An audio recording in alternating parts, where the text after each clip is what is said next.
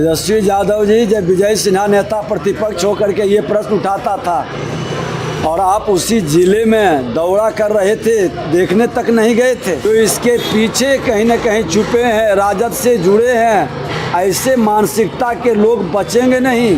सरकार पूरी तरह से गंभीरता से ली है और इस तरह के वातावरण बनाने वाले बख्शे नहीं जाएंगे।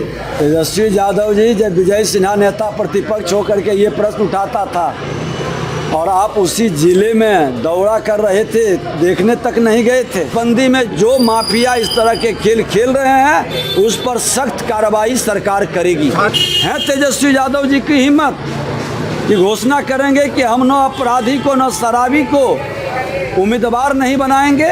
गोपालगंज में कौन उम्मीदवार बनाया था? सरकार पूरी तरह से गंभीरता से ली है और इस तरह के वातावरण बनाने वाले बख्शे नहीं जाएंगे। उस जिले के अंदर पहले भी इस तरह की घटना घटित हुआ था, उसके बाद जब कार्रवाई हुई तो बहुत दिनों तक शांत रहा और जो लोग इसके पीछे हैं उसके बारे में भी सरकार तहकीकात कर रही है। उसके चेहरे को भी उजागर किया जाएगा और बिहार के गरीबों के साथ, उसके ज़िंदगी के साथ खिलवाड़ करने वाले किसी भी कीमत पर नहीं बचेंगे।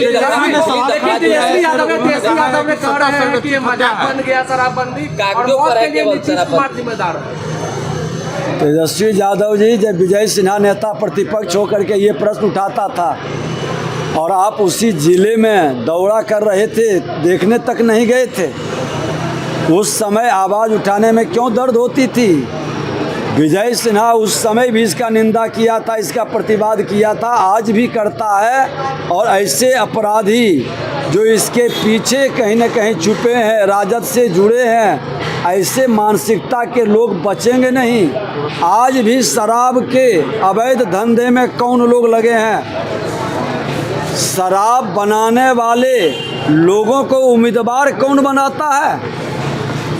है तेजस्वी यादव जी की हिम्मत कि घोषणा करेंगे कि हम न अपराधी को न शराबी को उम्मीदवार नहीं बनाएंगे। गोपालगंज में कौन उम्मीदवार बनाया था? शराब का अवैध कारोबार करने वाला उम्मीदवार बनता है राजद से और बाहर में ढोल बजाते हैं।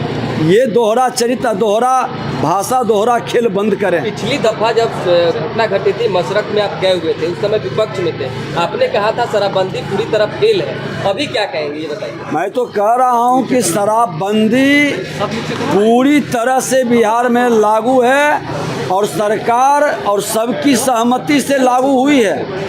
तो जिम्मेदारी बनती है कि इस शराबबंदी को पूरी तरह से लागू करने के लिए सब सहयोग करे और ऐसे अपराधी को बचाने का खेल बंद करे। सरकार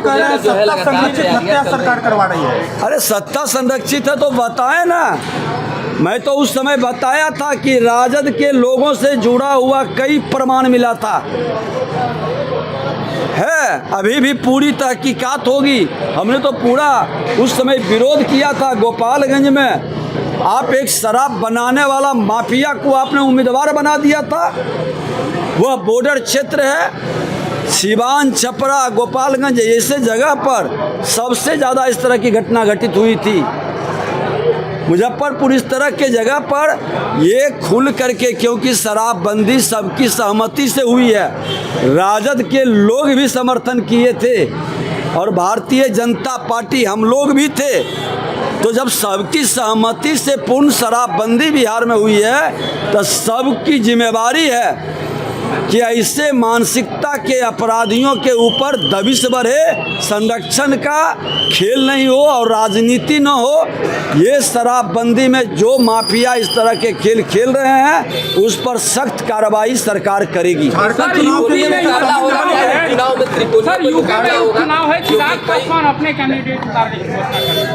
अब चलिए, मालिक जनता है और जनता निर्णय करेगी। उम्मीदवार तो बहुत सारे उतरते रहते हैं। बिहार में 4 सीटों पर जो है आप लोगों का क्या तैयारी है?